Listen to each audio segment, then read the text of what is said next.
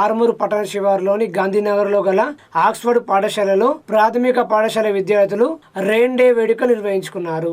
ఉపాధ్యాయుల పర్యవేక్షణలో చిన్నారులు రంగురంగుల గొడుగులు తెచ్చుకొని వర్షానికి తడవకుండా ఉండే దుస్తులు వేసుకుని వర్షంలో కేరింతలు కొడుతూ ఉత్సాహంగా ఉల్లాసంగా ఆడుకుంటూ వర్షాకాలపు అద్భుతాలని ఆస్వాదించారు.